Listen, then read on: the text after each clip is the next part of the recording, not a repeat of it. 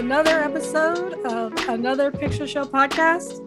We've had another small hiatus. We are out of patience.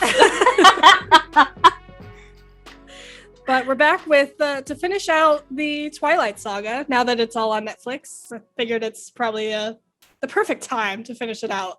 So everyone in the world has no excuse not to watch these movies. Yeah. And because we've wasted everyone's time with this long hiatus, we're not going to do an intro. We're just going to get into the episode right now with our reviews. I'd like to just say I'm not sorry, though. Yeah, of Breaking Dawn Part 1 and Part 2. I've been looking forward to this like all week. As much of an obsession, like as much as I was obsessed with Twilight in high school, I never saw the last three movies. I never saw Eclipse or the Breaking Dawns. You'd never seen these? No. Like I'd seen clips, like, you know, what was trending. Yeah.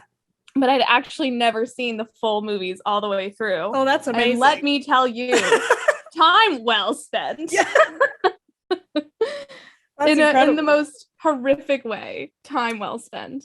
Okay, so for those who don't know the general gist of this podcast, usually Madeline has not seen the movies. And then I tell her what movie we're going to watch. We take a break to go watch it and then come back. But I had figured that she'd already seen them, so I just decided we were just gonna hop into the episode. But that's really amazing that you hadn't seen them before. Yeah, I know. I was thinking that the other day. I was like, wow, I really have not seen these movies before. That's fucking whack. Well, this is gonna be a really loose episode. I'm just gonna give the fast facts for both movies because it's pretty much the same. I didn't do I didn't do too much extra research. I just figured we'd spend the entire time kind of dissecting the movie itself. So, Breaking Dawn, Part 1 and 2, the end of the Twilight Saga, was directed. Both films were directed by Bill Condon and written by Melissa Rosenberg, based off of the books by Stephanie Meyer, starring Kristen Stewart, Robert Pattinson, and Taylor Lautner. Jacob Lautner. Jacob Lautner. Good for you, Jacob Lautner. Yeah. So that's I'll give the synopsis for the first film. The Colettes close in on expecting parents Edward and Bella, whose unborn child possesses a threat to the wolf pack and the townspeople of Forks. So I guess we can just start with Breaking Dawn Part 1. So, oh God, Breaking Dawn Part 1. Okay, well, we start. Bella is 18. They've graduated high school. Bella's like, let's get married. We're getting married. We're doing the thing. We're getting married. Hell yeah. So they're all gathered together to get married.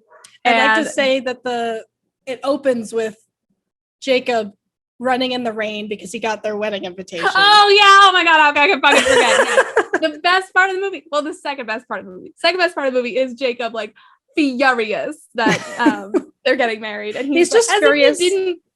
First of all, okay, we need to break down the fact that she fucking invited, like, essentially her ex. Like, let's not mince words here. Like, they had a thing. They had a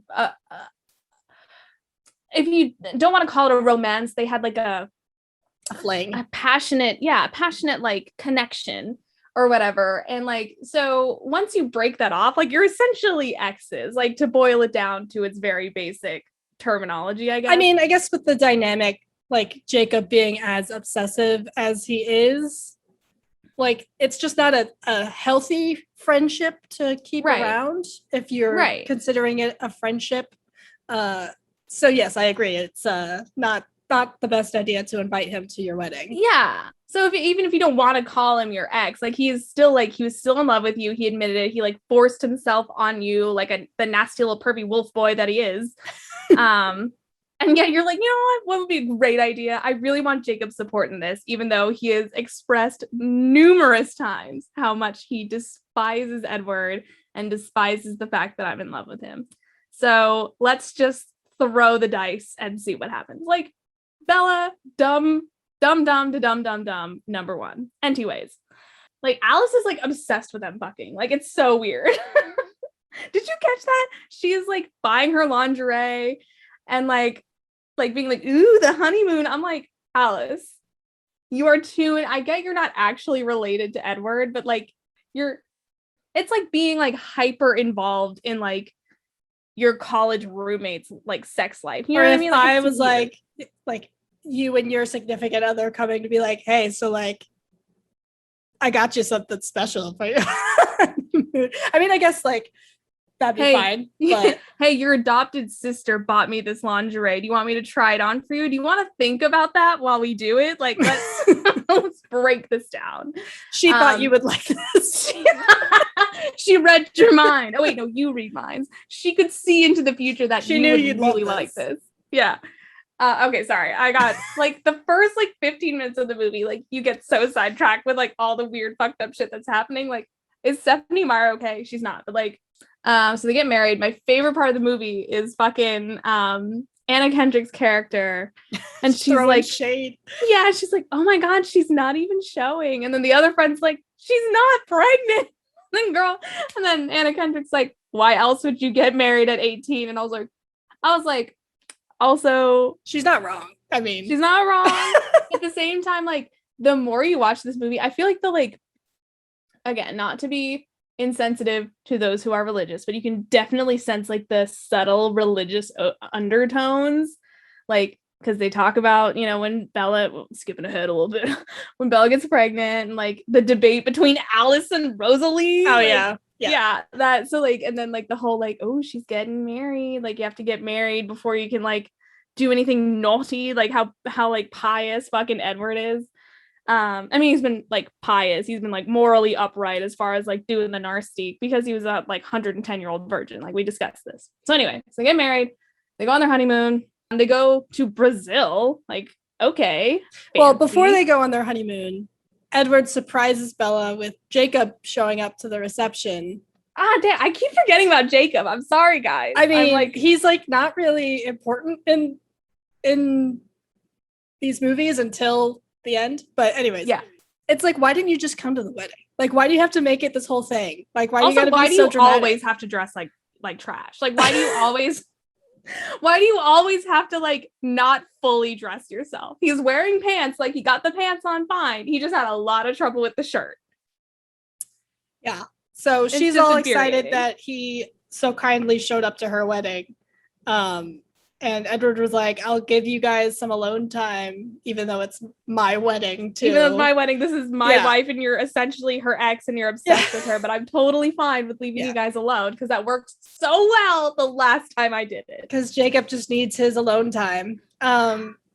So they like dance or whatever, and she's like, I'm so excited for my honeymoon. And he's like, yeah, well, it's not a real honeymoon. And she's like, it's real, it's gonna be as real as anybody else's.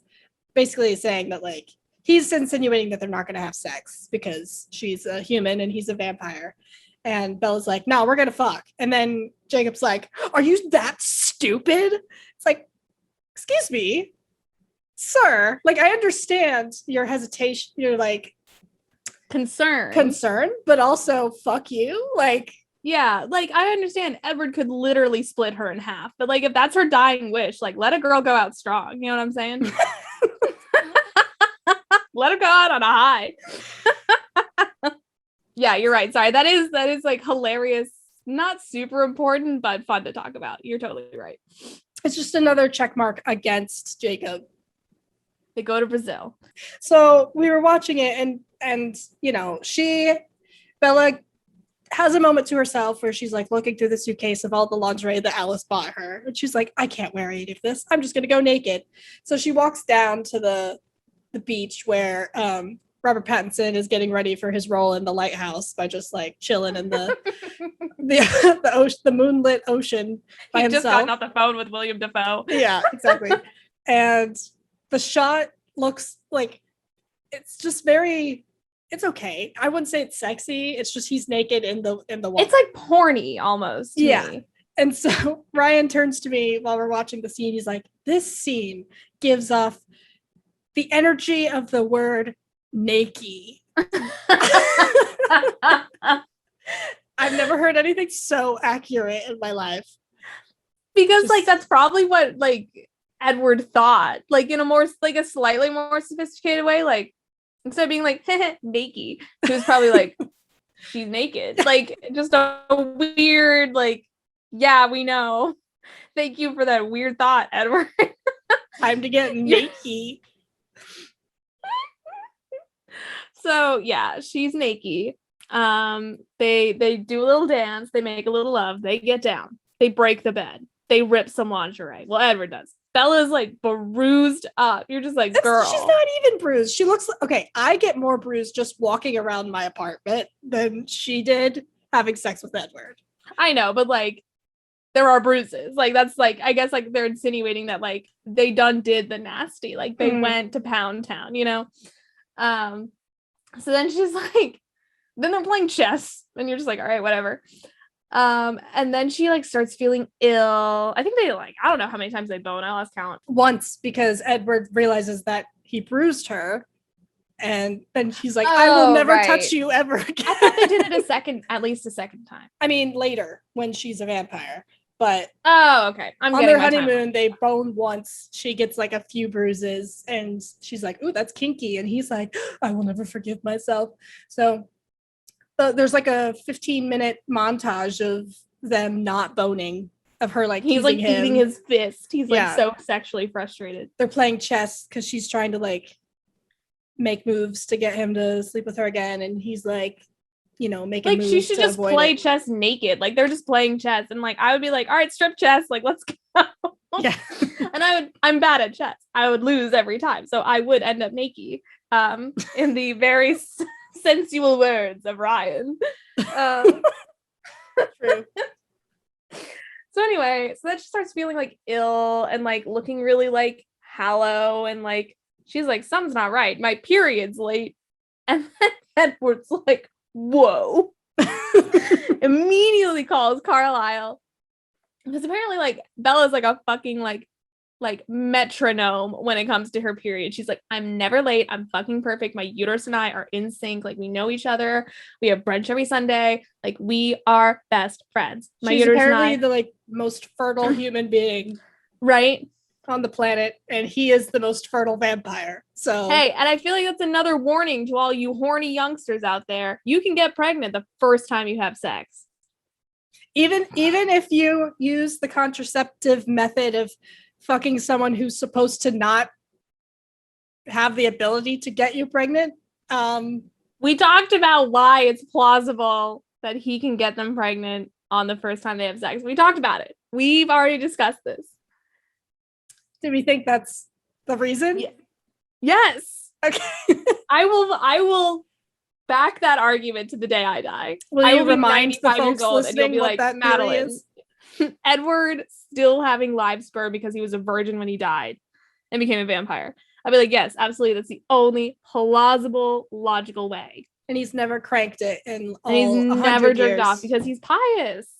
He waited 110 years to have sex with his wife. He didn't wait long after he married her, but he waited that long to find a wife. So that like crusty weenie came out of its mausoleum and was like, I am ready to continue the bloodline. I've been saving this up. If this doesn't work,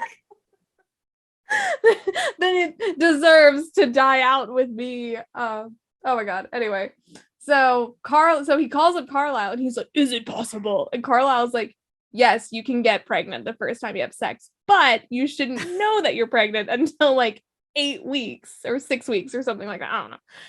I've never been pregnant. I have no idea. Damn, Carlisle, you should have talked to Edward about some sex ed. Yeah, where's fucking Edward's sex talk, Dad? So then they immediately leave. Oh, and on their way out, the creepy lady reappears and she's like saying something again in Portuguese. And then Edward's like, yeah, she thinks you have like a demon inside you, so we should like skedaddle.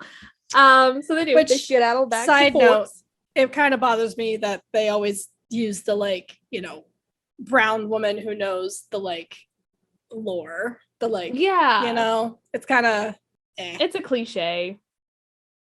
And also, I don't know. I mean, we could go on a whole tangent about that, but it's like, yeah, she really was just like a plot device. Like, not that side characters like that really need to have anything fleshed out, but at the same time, yeah, it is very like overdone. So I hope she's doing well. I hope she's living her best life. I need a spin-off. Yeah. Just like a 1 episode, like 20-minute, like short about how she's doing. They like ruined her bed and breakfast or whatever, like the house. Yeah. So hopefully they sent her some like money to deal with Carlisle's a gracious man. I hope it was his island. It's Island Esme or something. Mm-hmm. Like he named it after Esme. Yeah. So I assume that he would happily repair things and give her a nice salary to be like, forget about the demon. Here's a stack for your troubles. Yeah. And she's like, cool, I'm going to church now. Like, y'all nasty. Is it bad that it gives me like Epstein Island vibes? You also saw the giant painting of Bill Clinton? The boat was. I was wondering if that was Express. an Easter egg or something. You're not Stephanie wrong. Meyer's like real. Oh, I don't even want to go down that. Oh man, I could totally see like the Reddit thread of like the freaking domino effect of like Epstein to Twilight. So anyway, they return. And this is like the longest like synopsis. I think we're just talking through it at this point. That was my plan. Hope that's okay. It's just to get me going. Nice. Yeah. Good move.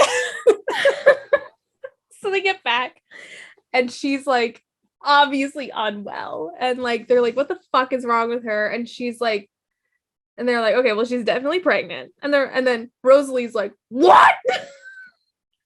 Furious. Because she obviously cannot have children because she is a vampire that has fucked and no longer has any sort of fertility left inside of her, dead womb. So she always wanted a family. So she's like PO that like Bella is getting this like baby or whatever. I'm like, she's still a human. Like obviously she can have fucking kids. Like they don't understand. Maybe they had a separate debate about Edward. They're like, but the same debate we had. Can you imagine? Alice would totally be leading the charge too. She'd be in there like, okay, so we all know because we're fucking vampires, we can hear everything. Edward's never touched his dick. Like, I don't think he's ever changed his underwear. Like, that is how severe he is about not looking at his unholy parts. You know what I'm saying? And then Carlisle and Esme are like, and Rosalie's like, why am I here? Jasper and the other guy are just like chilling. And then she's like, look. Says the exact same thing I said about it's like he cranked it. He was 17 when he died. Likely that he didn't fuck before then. So and then fucking Emmett's like, oh, I'm tracking now. And then it's just a whole mess. They had this whole conversation while they were on the honeymoon. And Rosalie didn't believe it. She probably was like, nah, that doesn't make sense. Because we're vampires, we're all dead. And then Bella comes back pregnant. So now Rosalie's extra mad that she was wrong. Yeah. Sorry, I just would love to think that that's what happened in the meantime. Anyway, so they come back, she's pregnant. They're like, what the hell? Like, what is this baby gonna do to her? Like, 'cause she's a human, this is a half vampire, like, it's a supernatural being, like, it's growing really rapidly, like, what the fuck's gonna go on? And so Alice is like, okay, well, obviously this thing's killing her. Like, we need to get rid of it. And Rosalie goes absolutely motherfucking apeshit. She's like, no, you can't, like, blah, blah. And she's like, and Alice is like, well, this fetus is like doing like horrible things to her. And she's like, Rosalie's like, say what it is, Alice. Call it what it is. It's a baby. It's an innocent baby. And I was like, yeah, abortion debate reference. Hell yeah. So thanks, Rosalie. I wonder if you're pro-life or not. Right, yeah, just out of curiosity, like, what's your opinion on abortion? This thing that you don't even know, like how yeah, far along no it idea is. if it's like actually a baby or not. Like, it's definitely a demon, and it's definitely sucking the life out of. It could have been one of those fishes in the ocean that like swam up, while they were naked in the ocean. Bella gives birth to a piranha. It's eating her on the inside. Bella like ultimately decides she wants to keep this baby, even though it's like literally tearing her apart. And then at what point, my memory is like fried. At what point Jacob shows up and he is like, what the fuck? I think he found out that she came back. Yeah, and he came From the to see honeymoon. her. And And Carlisle was like, listen. Yeah. Remember how you thought they weren't gonna bone? Well, that definitely happened. And now whatever's inside her is killing her. And he's pissed off. But then he goes and like the werewolves, his pack, like read his mind. They're like, we have to kill this thing. Like this thing is a threat. Like we don't know what the fuck it is. Like we need to get rid of it. So obviously the werewolves, pro-choice. They're making the choice for Bella. Yeah. Like they are making that choice for everyone else. They have made the choice.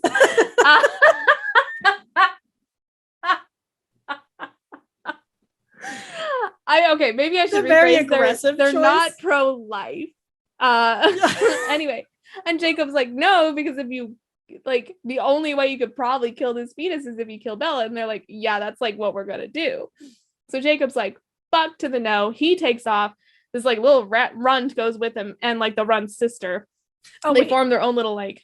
We were talking about like not Edward. Jacob standing up to the like. Yeah, because like he and like Sam have like a throwdown. He's first. Basically like, you're gonna fight with us, and then Jacob has his Avengers moment where he's like, I am Iron Man, and then he runs away. He's like he's not in the pack anymore. Yeah.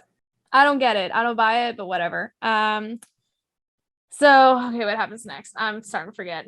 Catch me up, Olivia. The baby is like killing her from the inside, and she has to like drink blood, she right? She drinks blood, and so they put it in a little to-go cup, sippy cup, and she drinks it. It's in one of those big gulp cups from 7-Eleven. She drinks it and she's like, "It's delicious. Give me more." And so I love how even the vampires the vampires haven't been able to like go hunting in a while, and so they're all hungry. And Carla's like, "Yeah, I just have like a fridge of blood in the back. Like, I keep all this O negative like in my fridge." And everyone like, well, I think it's because they drink animal blood. I mean, yeah, but so like he has his human blood for like. Not no reason. I think it's probably like an emergency store. And then he's like, yeah, I guess this would qualify as an emergency. Yeah. So yeah, she drinks it, and she drinks a bunch of it and is like apparently getting stronger. Jacob is still hanging around because they're protecting her from the wolves if they decide to come. Right. And he like comes and sits next to Bella, and he's like, stop looking at me like I'm your favorite person in the world. It's like, Jacob, stop saying cringe shit. Yeah. Please. Like, just stop. Stop thinking and saying aloud that you believe you're Bella's favorite person. Yeah. I think at some point she tries to tell Edward or tell Jacob like what her baby names are. So her option, if it's a boy, is EJ, Edward, Jacob. To name, I understand Jacob's important to you, but once again, back to like the whole like you're kind of exes, like you definitely have a complicated history that's like messy and not cute and not worth naming your baby, after this person. So like, why do that? Like, why continue to like reopen this wound that like we're not every even, time Edward has to look at his son, he has to like think about Jacob. Yeah. Edward is like not part of any of this. Like Bella's just like making the decisions.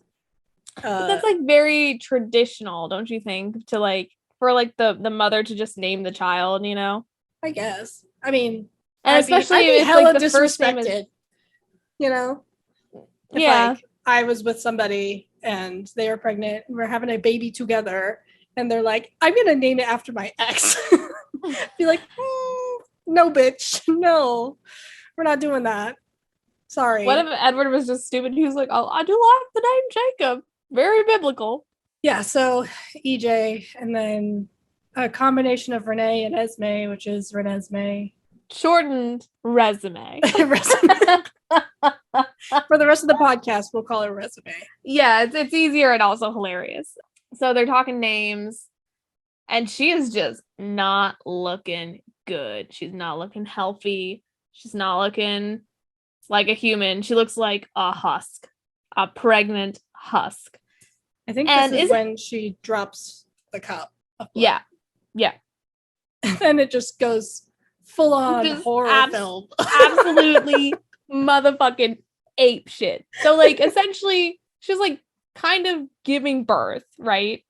She like breaks her back in half. Yeah, and then the baby's like, now that I've done that, this is a good time to start like evacuating. Like now that I've destroyed all I can from this position, let's get out and see what damage ready I can for do my on the grand outside. entrance. Yeah, here we come. So she like goes into labor and like she's just like everything's breaking, like her fucking legs are like just everywhere, and you're just like, holy shit. Carlisle is even like, I've never seen this shit before. And they're all like freaking the fuck out. Jacob has to like, you are not helpful. You're the doctor. Jacob has to leave. Like he's just so stressed. They're like, get the fuck out, werewolf guy. And like he's there because he like tackles Rosalie, because Rosalie like because she was like cuts her open and is like like shaking because she's about to like go to down town over the blood. So Alice takes her out, and it's just Jacob and Edward. While Edward's sorry, like, you're right. Yeah, I thought Jacob left. He did later, but yeah, after the baby is born, during the birth, he's just like not being invested. Helpful. He's involved. Like he's there, but he's not helping anything. And she's like bleeding out. Like there's just shit everywhere. Like you have no idea what the fuck's happening. Like you are grossed out. And then Carlisle's like, yo, she is like dying. Like she's losing a lot of blood. Like we need to do something. And Edward's like, well, I guess I gotta turn her. So he bites her. And then you see the whole like process, the whole like everything's like crystallizing or whatever, and she's turning into like she dies. She has her Spider-Man moment. She has her Spider-Man moment. And then you're like, all right. And that's when Jacob leaves because he thinks that she's dead.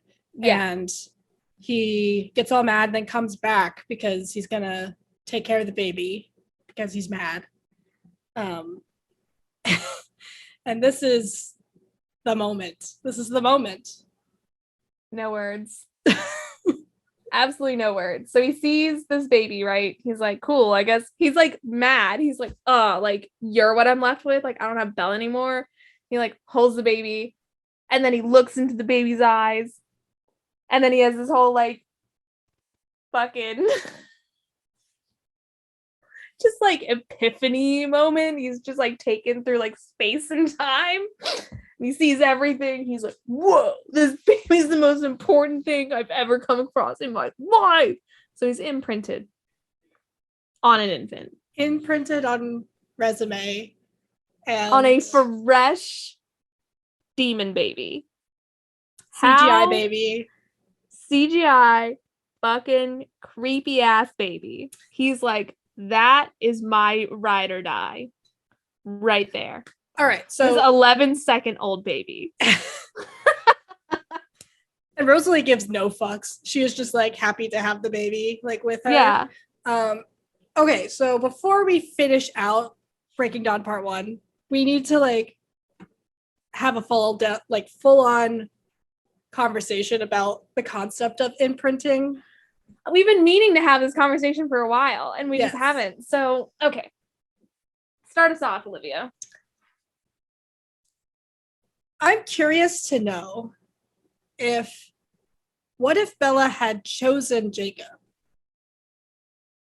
Would he still have imprinted? Say it out loud. I don't even know what, like, on their own kid or like on Edward's kid, if he ever decided to ejaculate at some point. I don't know. Because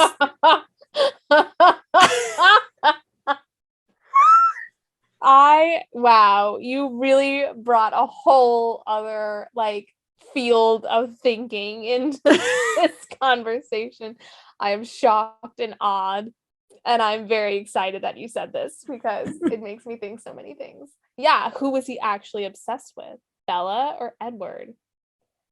Like, resume is not just a part of Bella.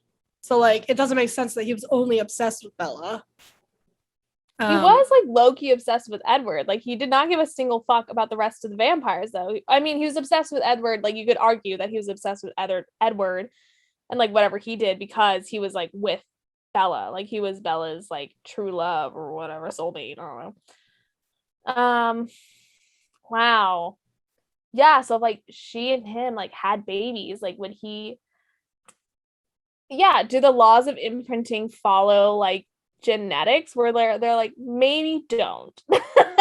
Or like he would still imprint, but it's like it's But more of a parental thing. The way the literature reads Yeah. about imprinting is that even if you imprint, like say like you're both children and you imprint like your best friends and it grows like into something like true love, like beyond true love, whatever, like literally just like literally a ride or die, like you are end game, this is my person for life, no matter what. So I feel like if you imprint on your offspring, that's just not good. That's just not a good time. Yeah. And even then it's like kind of like it's still perverted that he like imprinted on an infant. Like I understand in a way you can't help it. Like again, based on the literature about imprinting, aka the Twilight Saga. You can't help who you imprint on because like I think they talked about it before when they first introduced the concept, like Sam was dating one of the gals. Yes, Leah. They were dating, and then he met his current lady. Forget her name. It's like Sarah or something like that. It doesn't matter. Anyway, he imprinted on her and he was like, well, fuck, I like Leah a lot. Like she's really cool. But I've imprinted on Sarah. Like, what do I do? And Sarah has no control over the matter. So yeah, and Sarah's just standing there like, what did I do? She's like, you're okay. Like, oh, also imagine if you imprint on somebody and they don't like you back. No, okay, that was another thing I wanted to bring up. Is like it's a very one-sided thing. Right. And it's a werewolf exclusive thing. So if you imprint on something that's not a werewolf, like there, as I'm sure you're leading up to, there's no guarantee that they feel the same way about you. Yeah, it's just a very like it feels like it's not inherently incelish, but it feels very incelish, you know? I love that word. Incelish, yes. Yeah. It needs to be like Webster Dictionary's word of the year. The fact that Resume has no control over her future because he imprinted on her as an infant. Like they are destined to like be together all the time because she has no control over him being genetically or whatever obsessed with her. Like she could like not like him. Hardwired in love with her. It's just gross. It's gross. Like it's gross on so many planes. Whereas you said it's one, she's an infant. Like weird. That's weird. I understand at the time it's like it's more of like a familial, like I will protect you no matter what type of bond. But you know it will eventually grow into something else. It's the potential that's kind of weird. And then you get into like the territory of like, yeah, like she will never know anything else. Maybe it would have been beneficial if there's no going around him imprinting on an infant. If the group of adults, right, Bella, Edward, and Jacob, were all like, maybe so that this doesn't turn into grooming, Jacob, you just don't be around her for the first, good chunk 20. Of her life. Yeah. First 20 years. She's going to be full grown at 7 years old, apparently. And maybe just let her grow up and then you can come back into her life in a few years, just so it doesn't have that aspect of like, I've raised you and now you're my lover. Like, yeah. Speaking of Epstein Island, all the Easter eggs. Jacob. I agree. And I mean, I understand it would be like really hard for Jacob, like to physically like be apart from her. But at the same time, it's like, literally, if you love her, you have to let her go. Like you have to let her develop as a normal human, like human vampire hybrid, like a normal independent creature. Person, yeah. whatever you want to call it, because like Yeah, Because as now you she's said. destined to live with her parents forever, and her mom's ex-boyfriend is her boyfriend. She's bound to, like, it feels like she's like being like married off. Like she really doesn't have a say in this. Like, and Bella's like, and to keep the peace, I will give you my firstborn. And Jacob's like, I'll take it. Yeah. We're not fans. We're not fans of the imprinting. Not fans of imprinting. I don't think. See, I've been watching a lot of Vampire Diaries recently. And there are similarities and differences, and there are vampires and werewolves, and they're in the show, they're natural enemies, just like they are in the movies. But like, you don't have werewolves being like, I'ma fuck you forever. Like, I'ma love you forever, bitch. Like, it does not commute. So it's like, this is just something Stephenie Meyer made up for some reason. Like, the term imprinting probably exists and probably has like an actual reason for existence. This does not need to be a thing. It just feels like, I mean, we'll probably talk more about this at the end of part 2, but like, it just feels like she needed a happy ending to keep Jacob in the picture somehow, or to like make him still relevant, because literally after Bella chooses Jacob, there's no reason for him to be in these stories anymore. Like how after she chooses Edward. Yeah. Sorry. Yeah. I was like, whoa, spin-off. Like after she chooses Edward, there's no reason for him to be around, because the conflict is now about the Volturi. It just leads seamlessly into the other one. But to finish out part 1, he imprints on Resume and Nessie. Oh my god. And then Bella wakes up. She's a vampire. And that's how it ends. And so now we get part 2. Let me read the synopsis real fast. Okay. After the birth of Renesmee / Nessie, the Cullens gather other vampire clans in order to protect the child from a false allegation that puts the family in front of the Volturi. Right, because the Volturi think that they like turned a child, right? Yes, because which is like a big no-no in vampire culture. Yes, because which makes sense, because you like imagine being like a 7-year-old forever. That would fucking suck. They can't control themselves, essentially. Is they have no control over their thirst, and so if they throw a tantrum or something, they kill like an entire village because they just have no control. So which obviously alerts people to the existence of vampires. So super illegal to make a child a vampire, and in the world of Twilight, nobody has birthed a vampire, so they don't know that this is the thing. So okay, part 2, we start out. Bella's a vampire now. She's wearing her Sunday's best, and she and Edward go hunting for the first time. She turns into a flying squirrel and eats a mountain lion. The CGI has not improved. They all have like their favorite flavor of like animal meat or animal blood, and hers is like now a cougar. And I'm like, really? Like, just like one of the hardest creatures to track down, a fucking cougar, and you want to eat that? Whatever. Classic Bella. Bella has no flaws, so she's good at everything right away. You're right. I'm sorry. So she kills the cougar and eats it, and then they get back, and she's like, I need to see Renesmee. So they go back to the house, and Jacob is holding the baby, and they're like, oh, it's safe. So Jacob gives Bella the baby, and then Jacob's like, okay, that's enough. And then like, without explaining anything to Bella, it's just like, okay, you've had enough. You've had enough of your child. Yeah, I need to have the baby back. And Bella's like, what the fuck is wrong with you? And everyone's like, oh no, he has to explain that he's this thing we all know but didn't bother to mention. And we're all okay with, by the way. So Bella throws Jacob out of the house and is like, you imprinted on my daughter, Nessie. You nicknamed my daughter after the Loch Ness Monster. Which, I mean, classic. There are worse nicknames. Renesmee or Resume, for example. Yeah. She finds out that he's imprinted and is not okay with it, which I think is the appropriate response. Jacob has to go, or I guess he already told the the rest of the tribe that they can't like hurt her because it's like their most absolute law that like you can't hurt someone that Right. Here's my thing.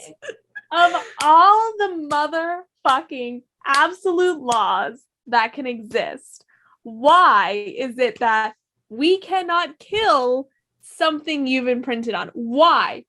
Why, oh, motherfucking why? The most absolute law. The most absolute. Why isn't it thou shalt not kill werewolf? Why isn't it obey thine pack leader? Why isn't it thou shalt not steal from another werewolf? Why isn't it thou shalt not covet what another werewolf has? No furry shit. No kink shit. Yeah. Why isn't it thou shalt slay any furries you find? No kink in the tribe, please. Yeah, keep your kinks clear of our tribe. Yeah. Or like outside of the wolf part. You could keep it in your personal life. Thou shalt not philander with vampires. I feel like your natural enemy, like that should be up there in the 10 werewolf commandments. It just doesn't make sense. Like I feel like number like 11 of the werewolf commandments. Like you got the first 10, you got the pillars.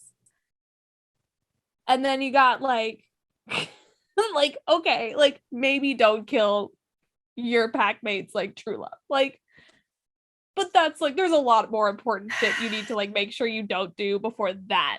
Isn't that could be taken advantage of like so easily, you know? Like yeah, the person that got imprinted on could be like a total piece of shit. And they're not part of the wolf pack, so they can do whatever they want. No, and also like so now here's my other we're back to the imprinting like as a general topic. Like can you only imprint once? Like what if the person so it also kind of like it seems sort of like this is a soulmate thing, like you don't let's assume that you only imprint once, right? And like this is like a soulmate thing, like your soulmate is out there and if you meet them like boom, like it's done deal.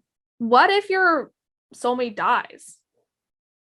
Your imprint dies.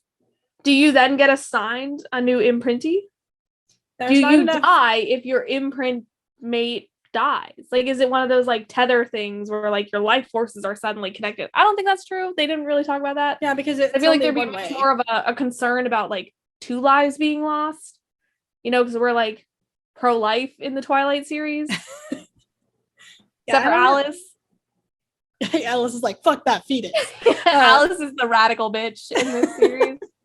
But somehow still dating the Confederate Army soldier. Yeah, there's a lot of back there. Anyways, they do live in one of the most liberal states in the country, though. But they also live in one of the more rural parts of the most liberal state in the country. So say what you will about that. I mean, Carlisle has yet to save any black people. No people of color. No. Oh, and then then Charlie popped off on the one kid in the first movie. I'm like, it was an accident. We all saw it was an accident. But because this kid is a person of color, you're gonna go apeshit, Charlie. Sucks. Anyways. Yeah. I forget what we were talking about. Alice's pro-choice. Pro-choice. Oh, we were talking about imprinting and how it's not really it's only a one-way thing. Right. And if somebody dies, does the imprinter also die? I would say no. I don't think so either. But I think it was just something floating. I was floating. But Jacob will also live forever because Resume is gonna live forever. That doesn't make sense. That shit don't make nary a lick of sense. That's what was implied. So I know. I remember that part. I literally was like, that shit does not make sense. Because that's what I mean. She's destined to live with her parents forever with her mom's ex-boyfriend. That's awful. Okay, so Resume is growing fast. Mm-hmm. She's aging super fast. Oh wait. Oh, before any of this, Edward and Bella finally bone again. And how immaculate. We were all so happy. They go to the little cottage and have sex, and she's like, how will we ever stop? And I have a hard time believing that he's that good. having never done anything for. He's had a very long time to like simulate the craft. You know what I mean? He's done his research. Like Edward, if He's anything, is really good at edging thorough. himself. He can last a lifetime, literally. I wonder, oh my God, I wonder if like, so like, yeah, so like they had sex back in Brazil and like this is so disgusting. We have to rate this like NC like 25. Like I think we're barely old enough to be talking about this. He probably busted the best nut of like all human history. Then back in Brazil, like he gave it his all. Like it was just like to the gods, you know what I mean? That's why he broke the bed. Like that's why he broke the fucking bed in half. Like we're surprised. We should be surprised the villa is still upright. You know what I mean? That is a testament to his willpower that like he had the best fucking nut of his life. The only nut of his life. And he still restrains from having sex with Bella again until she's a vampire. And then they go freaking to town. They like the shack is shaking, the cottage is quaking, and then he has no more nut to bust. Isn't okay. I'm not a man. I do not have, or I'm not a person with a penis. So I wonder if there's like no nut to bust. Like, is it less satisfying? Like, what if he literally peaked the first time he fucked? Because all that tension literally had been building for like over a century.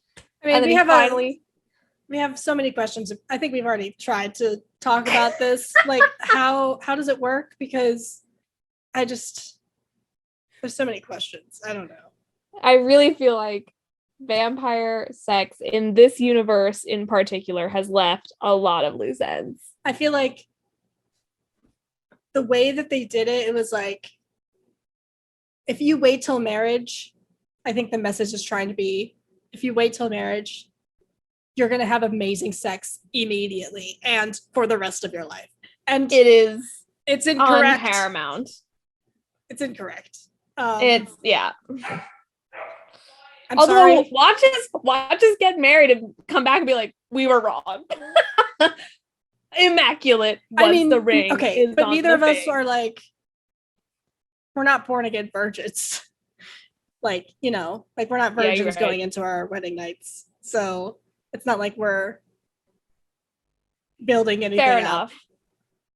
Are we done talking about them having sex? Yeah, I guess. I wanted to bring up before we move on, flashing back to part 1 when because Edward doesn't sleep, right? So Bella is sleeping and it just like shows a shot of Edward like standing at the edge of the bed, like watching her sleep, like with his hands folded, like that meme that like I had to do it to her or whatever. Like, man, I've really murdered that pussy.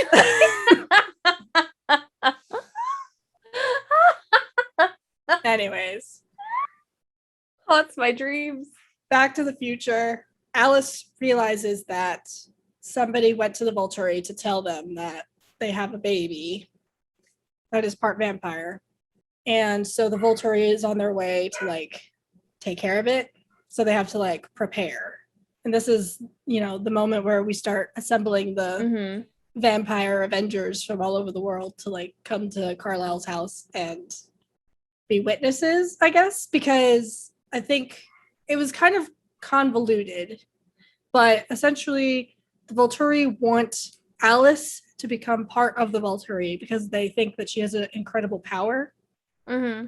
So what I gathered is that they sometimes will formulate evidence against a certain clan so that they have an excuse to go and murder the whole clan, but then keep whoever they want as part of the Volturi who has like a power that they like. And I guess that's Alice. Which is like, this is a pretty good excuse to wipe out all the Cullens. Not gonna lie. So a bunch of different vampires from all over the world start popping up. I thought it was pretty interesting to like see other vampires. It was kind of, I wish that we had more of this throughout the Twilight. I loved like Saga. the Avatar vampires that could like move water and shit. Oh yeah, I'm Remy like, Malek. why does that benefit you as a vampire? You know what I mean? Mm-hmm. But whatever, it's fine. I think he's another one that they would want, because that is kind of it's totally power. badass. Like I would love to be a waterbender, but I'm saying from a perspective of a vampire, like why would you? What's the point in moving water? You know what I'm saying? One of them can like electrify people. Yeah, she can electrify people. One can like make people see whatever she wants them to see. Bella's power is that she's a shield. Which like that finally made fucking sense. Because you know, like that is finally like I think that is the one beautiful brainchild moment that like Stephenie Meyer had writing this whole fucking series was like, and I feel like she knew that from the beginning. Like that's something she was like, if she ever becomes a vampire, like obviously vampires have, some of them have special powers, and hers is that she can withstand, like she can't succumb to like any supernatural like influence basically. And I'm like, that's good. Like that is some juicy shit right there. And then but what's even better is that like once she becomes a vampire, she discovers that she can like project her shield upon others. Yeah. So like that was like, I was like, when even reading the books, I was like, as a kid, I was like, that makes sense. I was like, ties together. Connecting the dots. Well done. Good job, Stephenie. Yeah. True. And we find out that, you know, if you make a kid a vampire, they have no control. And we get that beautiful flashback of yeeting the toddler into the fire.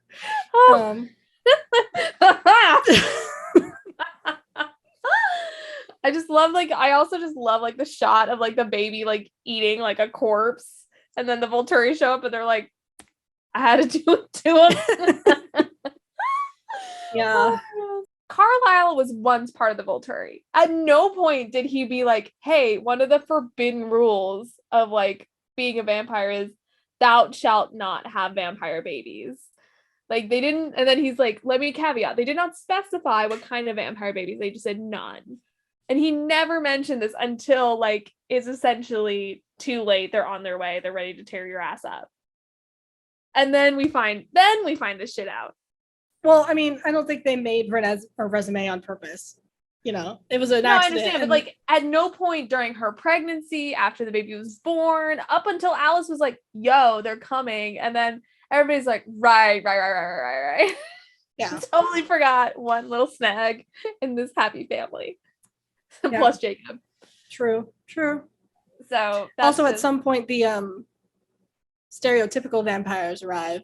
The ones from hardcore Transylvania. Is that where like Nosferatu shows. Yeah. I am a little disappointed I didn't get any like blah blah blah throughout this entire 5-movie saga. Nothing. But these guys are the closest thing to like traditional creepy vampires that hilarious, like absolutely hysterical. I was like, why are you here? No one needs this. We're in modern vampire times. Go back to your crib. Well, they were asleep for 100 years in their attic. They were just like, want to fuck around and see what would happen if we just like don't move for. Well, I guess they weren't asleep. They just weren't moving for 100 years. Love it. Because I guess Volturi like killed their wives. Maybe, I don't know. I don't know what the story is, but. The Volturi are just weird, you know? Like, whatever. Who let them make the rules? Anyway. So then the werewolves are finally like, yeah, I guess we'll help Jacob out since, like, you know, the fucking, you know, golden rule of being a werewolf. Don't kill werewolf buddy. Like, werewolf imprint person. So then they're like, yeah, I'm down to tear up some fucking Volturi. But Bella does meet up with some random man in a restaurant to talk about Alice. And because she like disappears halfway, she and Jasper just like they're like we're out. Sorry, we outie. We don't. Yeah, you had the baby. I was definitely against this. I was here for the sex part, but now that there's consequences, I'm out. Ew, I'm a gonzo. Yeah. So Alice is Absent gone. auntie, activate. Like, Yeah. So Bella meets up with some guy to talk about Alice in the house. She's like trying to like look for stuff, I guess, to help them out. And then we can probably just fast forward to the battle sequence. The confrontation. So there's like 10 people on the side of the vampires. And then there's like 50 people on the side of the Volturi. And it's just like a very sad looking conflict on both sides. Like it pans out to like the wide shot, and it's just like the saddest, most pathetic like lineup of I know. I really wish there was like some sort of like Game of Thrones level, like balls to the wall, vampire on werewolf battle to the death. And none of that shit happens because who shows up? Motherfucking Alice. And she's like, let me trot up to the Volturi and just show you how it will go down. And then they see this like egregious battle where every single one of the Volturi get their ass ripped apart, like shredded. But I will say, I watched this movie in theaters when it came out, right? In the books, none of this happens. Right. They basically just talk, and then the Volturi are like, cool, okay, well, like, don't do it again. And they're like, cool, okay, promise, bye. And then literally can't, but awesome. And so then that's it. And in the movie, Alice is like, doesn't matter what we fucking show you, you're a dick anyway. And then she's like, run, Renesmee. And so Jacob takes off with Renesmee. And then Carlisle like runs at them, and Arrow rips Carlisle's head off. And when I tell you the horror in the theater when we watched this, like when it came out, all the teenage girls were like, what? No! Like it was heartbreaking. It's shocking. And then it explodes into this like pretty intense battle for like pretty gruesome. Yeah. It's like it's like there's werewolves ripping people's heads off. Like there's people like vampires crushing werewolves. Like it's crazy. Like I think somebody like smacks a werewolf and his jaw flies off. Like some people intense ripping shit. their jaws apart. There's oh my gosh. crushing Seth's ribs so that he suffocates. It's pretty brutal. And then, Bella and Edward are tag teaming, being couple goals as they fight off people, and then Arrow gets his head taken off, and then he's set on fire, and then it's like, oh no, none of this happened. It was all in your head. But this is what will happen if you like try and like fuck with us. And then Arrow's like, perhaps not then. And then I don't like that. Yeah, me no likey. Me like head on shoulders, thank you. And then the other vampire gal and like her son show up, and like is it her son? No, it's it's his aunt, because the parents died and it's like right. Yeah. So like the vampire lady and her nephew then show up, and he's like this grown ass man. They're like, how old are you? And he's like 5. I'm just kidding. I'm just kidding. But he's this grown ass man, and he's there to like testify, being like, I am half human, half vampire. This does happen in the book. He's like, I was born, I grew really fast. I stopped growing by age like 7 or 8. And I've looked like this ever since. And of course, he's like 20 years old. Like he's like hot AF.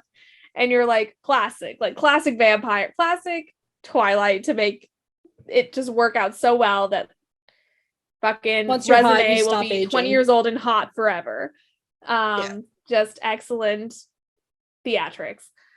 So then the Volturi are like, cool. You don't want to like murder people like constantly? And he's like, nah, man, like I drink blood, but like whatever, I'm good just like the rest of you. And they're like, cool, we'll go away now. And then they're like, Alice? And she's like, no. And then they're like, okay, we get it. And then they leave, and that's literally it. And at some point Charlie figures the whole thing out. Like Jacob tells Charlie about all this. Like, it's Jacob like strips down in the woods in front of Charlie, and Charlie's like, what the fuck are you doing? And then he turns into a wolf. And then Charlie's like, oh, damn. And then so he knows that Bella's a vampire, that he has a granddaughter who's like 7 years old, but also 3 months old. I don't know if he knows that they're vampires, but he knows that there's supernatural shit going on. Because Jacob doesn't like say explicitly that they're vampires. He just like says like there's stuff going on. I would like to think behind the scenes there was a conversation that happened. True. But yeah. So, I mean, that's really it. Yeah. And then, you know, Jacob is like, should I start calling you dad? It's like, we're not past the cringe. He's still the cringe master, even after all this. He defends his title as cringe master. And then Bella like lifts her shield so that Edward can like see her thoughts briefly. Oh, that's right. That was also in the books when they did that. And that was essentially like the last like couple pages was her like letting him see like all of like their history like through her eyes. And he was like, oh my God. Ah! And that was it. That was the book. Yep. So that's the Twilight Saga. That's Twilight Breaking Dawn Part 1 and 2. We crushed it. We did. That was really succinct. Like compared to like our first like rundown of Twilight, like we went on for like 3 hours about Twilight. And I feel like we knew what we had to say about this one. Yeah, we've done this before. We've got a few rounds with Twilight at this point. We really just like compact, good to go. We've been only talking for like maybe an hour and a half. Do you prefer part 1 over part 2 or vice versa? I think I like part 2 better just because like there's more like it sucks because like there's so much more world building in part 2, but it's the last movie. Yeah. Like it was such a small world, like, you know, setting like all the way through. And then the last book and the last, you know, movie, you're like, wow, there's like all these incredible vampires out here. There's like all this like spicy stuff going on, even though you're kind of like over it at that point. If they had introduced some of this stuff earlier on, we didn't have 3 movies of like Bella, Victoria, like the Victoria shit. And fucking Jacob pining after Bella. Like if we had cut that down to like just New Moon and we had like start slowly introducing this stuff and then let like Eclipse and then 1 and 2 part, you know, Breaking Dawn 1 and 2 like be like all about this incredible vampire world, like that would have been way better. Also, fuck Renesmee. Like, why does there need to be a baby? We know why, but like, why does there need to be a baby? All the same, I think part 2 is better. I think I agree. I don't know. I appreciate the humor of part 1 though. I think part 1 is just has like so much cringe. Yeah, it's difficult to watch. The part 2 is like has all the action, you know? Yeah. But part 1 is like it's a genre shift. It goes from like a romance to like a horror in like 0.2 seconds, and I love it. It's just like, whoa, you know. It's a romance to like a parent comedy horror movie. Yeah. Yeah. I don't know. I think I appreciate them both for different reasons, but I do think that part 2 has a lot going for it. Do you think it should have been split into 2 movies? They were going for the, you know, the Hobbit thing where they trying to maximize everything. I mean, Breaking Dawn is a thick book, so I think it's like 800 pages, 700 pages, something like that. It's pretty dense. Yeah. So I think it worked out. I don't think it was a bad choice. But I'm curious to know how they would have done it in 1 movie. Because I don't because like New Moon it does have the perfect like midpoint where it's like Bella dies and comes back a vampire. Like that is the perfect ending to like part 1 and then begin like the second part. Yeah. But like New Moon and Eclipse easily could have been condensed into 1 movie because the conflict is the same in both. But we didn't need a lot of the filler, you know. Even like that could have been 1 movie, but I think that Breaking Dawn part 1 and 2 like works as 2 movies. Yeah. Because there's 2 separate conflicts, you know. But even like New Moon and Eclipse as the books probably could have been written as 1. Like they really could have driven home like, yeah, Victoria's back, like it's the second installment, Victoria's back, but Edward left because, you know, the same issue or whatever. And they could have like it could have been written where like Edward stayed gone until Victoria was a legitimate threat and then came back or something to that effect. Or like we don't introduce the Volturi until the first conflict is resolved, you know? Like, yeah, because it was like the beats are pretty much the same in New Moon and Eclipse. It's like Jacob is introduced, the second love interest. They build a relationship. Victoria's still around and is a problem. Bella's trying to figure out if she wants to be with Edward or Jacob. She chooses Edward, and they defeat Victoria. And at some point, the Volturi would have been like, "Hey, y'all are causing a lot of ruckus." Yeah, if they got introduced Pacific Northwest, and they show up, or they're summoned to Rome. Like, they could do it either way, and be like, "Listen, if you really want this bitch, like just like they did in New Moon, they're like, if you really want her, she has to become a vampire. Like, we can't keep trifling with this human shit." Victoria's the reason totally. The Volturi gets involved. Yeah. Instead of her just being like vengeful. Being so extra and like getting revenge on Bella. Like, right. Like, make it so that she's, if they, that, you know, including that plot point of like evidence appears against a clan to the Volturi. Like, she's trying to use that against the Cullens to get revenge on all of them. So she goes to the Volturi, and then that's when the Volturi is like introduced for the first time, but then is resolved because they're like, all right, well, you're going to turn her into a vampire, so like whatever, you know. And then that's when we get Breaking Dawn, so that the stakes of the Volturi are like clear. No, I'm into it. I'm tracking. This would have been way better. In our Twilight remake, the one we're definitely planning to do in the future. So out of all the movies, oh no, what's your favorite? I think it's just Twilight. Like, I think just OG Twilight is just, it's so bad. It's really is so bad it's good. Like, you watch it and you're just like you're screaming the first time you watch it. You're like, what the fuck? But, you know, you come to appreciate the little things like Charlie and like just like how stupid everyone in Forks, Washington is. The fact that Edward Cullen invented gaslighting. It's just like, it is just a flagship film. And it set the course for so many young adult shows and movies and novels and like, you name it, it exists. So Twilight. I agree. It's just the classic beginning to everything. And I mean, we spent like 3 hours talking about that movie. We had so much to say about Twilight itself, which speaks to how much it's worth in our eyes. Do you think, out of the Breaking Dawns, like, what do you think of them as films? Like, do you think I feel like we spent a long time like talking just about the content of the film, but like as films, technically, how did they work for you? They were like fine. Like, I feel like it's a massive improvement from from Twilight and New Moon. Like, they did, like, the quality of the films kept getting better. Like, yeah, I mean, they were fine. Like, I wasn't like, wow, this is fucking incredible.